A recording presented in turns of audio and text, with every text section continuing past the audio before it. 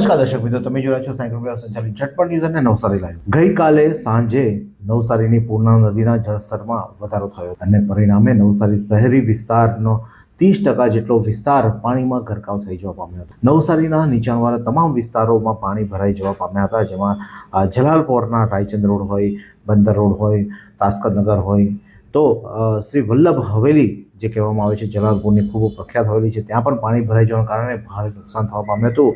અને આ હવેલીમાં જે નુકસાન થયું હતું ત્યારે તેના સંચાલક શું કહી રહ્યા છે, આવો સાંભળીએ। દિનેશભાઈ રબરા, જલાલપુર, વલ્લભ સદન હવેલી, તાસ્કરનગર, એમાં ત્રણ વાર રેલ આવેલી, એમાં બધે 3 વાર અમારા હવેલીમાં પાણી આવી ગયેલા છે અને બહુ જ નુકસાન થયેલું છે। અમારા સીરિયા બીરિયા બધું બગડી ગયેલું છે અને બધું સાફ સુફાઈકરણ બહુ નુકસાન ગયેલું છે અમારે। સરકાર તરફથી અમને કોઈ સહાય મળે એવી અમે અપેક્ષા રાખી છે। વલ્લભ સદન હવેલી, જલાલપુર, તાસ્કરનગર। તો આ જલાલપુર વિસ્તારમાં જે પાણી ભરાયા હતા, તો પાણી ભરાયા બાદ આજે પાણી ઓસરવાની શરૂઆત થઈ છે અને પાણી ઓસરતા લોકો પોતે પોતાની ઘરમાં, દુકાનોમાં જે પાણી ભરાયા હતા, તે પાણી ભરાયા હોય તેને બહાર કાઢી સાથે સાથે જે કાદવનું સામ્રાજ્ય થઈ રહ્યું હોય તેનો નિકાલ પણ અત્યારે હાલમાં કરતા જોવા મળી રહ્યા હતા। નવસારીના રાયચંદ રોડ, બંદર રોડ વિસ્તારના આ દ્રશ્યો છે અને જ્યાં લોકો પોતાના સાફ સફાઈ હાથ ધરવામાં આવી છે તેવા દ્રશ્યો પણ જોવા મળ્યા હતા।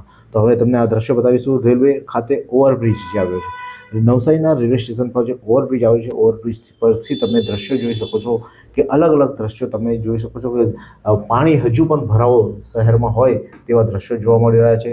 તો બ્રિજ પર લોકો જે પાણી ભરાય છે તે જોવા માટે પણ મોટી સંખ્યામાં આવતા હોય છે। પોલીસ ત્યાં મૂકવામાં આવી છે, પરંતુ લોકોની સંખ્યા ખૂબ વધારે હોવાથી તેમને પણ દૂર કરવા માટે પોલીસ અસક્ષમ છે, કારણ કે એક હોમગાર્ડ હોય અને અલગ અલગ વિસ્તારોમાં લોકો આવીને પાણી જોવા માટે ઊભા રહી જતા હોય છે, જેના કારણે બ્રિજ પર ટ્રાફિક સમસ્યા જેવી પણ પરિસ્થિતિ સર્જાય છે। તો આ બ્રિજ પરથી તમે આ દ્રશ્ય જોઈ શકો છો કે રેલવે ટ્રેકની નીચે જે ગરનાળું બનાવવામાં આવ્યું છે તેના દ્રશ્યો જોવો છો। ખૂબ સુંદર દ્રશ્ય જોવા મળ્યું છે। પૂર્ણા નદીનો જે વહેણ છે તે હજુ પણ જોશમાં જતો હોય તેવો જોવા મળી રહ્યો છે।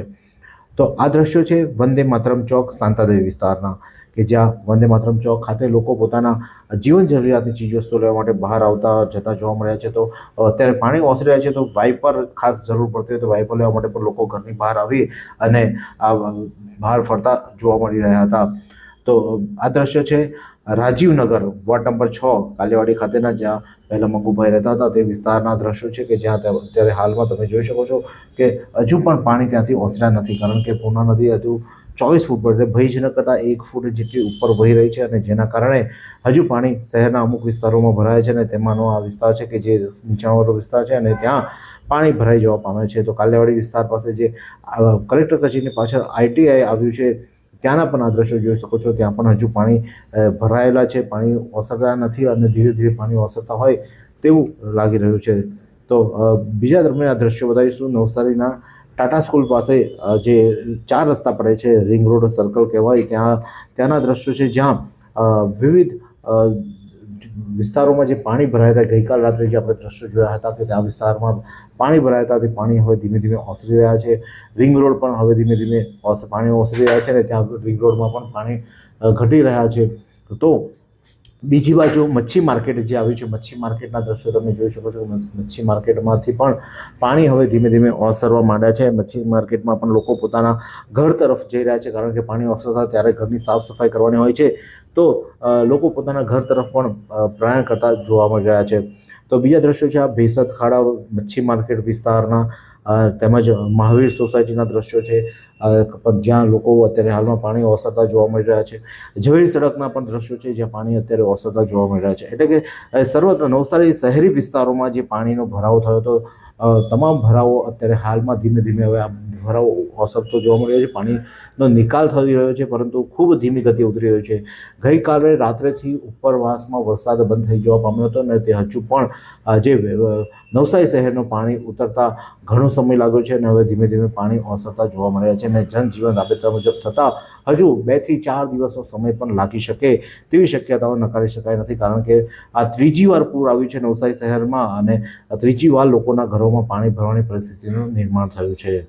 ત્યારે આ પૂર્ણા નદીની સપાટી પર તમે જોઈ શકો છો કે પૂર્ણા નદી અત્યારે હાલમાં 24 ફૂટની આજુબાજુ વહી રહી છે અને જેના કારણે શહેરી વિસ્તારના નીચાણવાળા અમુક વિસ્તારોમાં હજુ પણ પાણીનો ભરાવો જોવા મળી રહ્યો છે, જે હવે થોડા સમય બાદ સપાટી જ્યારે ભયજનક સપાટી એટલે કે 23 ફૂટ કરતાં નીચે ઉતરશે ત્યારબાદ શહેરના વિવિધ વિસ્તારોમાં જે ભરાયેલા પાણી સંપૂર્ણપણે નીકળી જશે અને શહેર નવસારીના પૂર મુક્ત થશે, પૂર્ણા નદીના પૂરથી મુક્ત થશે તેવું કહી શકાશે અત્યારે હાલમાં. પરંતુ પૂર્ણા નદીના પાણી નવસારી શહેરી વિસ્તારમાં હજુ પણ ભરાયેલા જોવા મળી રહ્યા છે.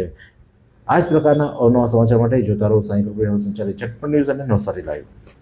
આ સુંદર સૃષ્ટિને નિહાળવા માટે હજારો લોકો પાસે દ્રષ્ટિ નથી અને એ ત્યારે જ શક્ય બને જ્યારે કોઈ ચક્ષુદાન કરે. તો તમારા સ્વજનો સાથે મળી એક સુનિશ્ચય લઈએ, ચક્ષુદાનને પરિવારની પરંપરા બનાવીએ. Visit Sant Punit Chakshu bank, Rotary eye institute Navsari. Call 7069006329.